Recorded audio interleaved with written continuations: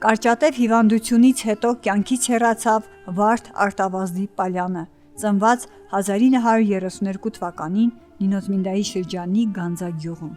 Ուղարկավորությունը տեղի կունենա հունվարի 25-ին ժամը 13:00-ին Գանձայի գերեզմանատանը։ Հարազատները, համագյուղացիները խորհիշտ են ապրում իրենց սիրելի Վարդ պապիկի մահվան կապակցությամբ և ցավակցում ընտանիքին։ Հոգնած տարիքս ուսերիս առնեմ, հոգնած ոտքերս քարշ տալով գնամ մեր հին տան դռները բանամ, հին երազներիս անթեղը խառնեմ,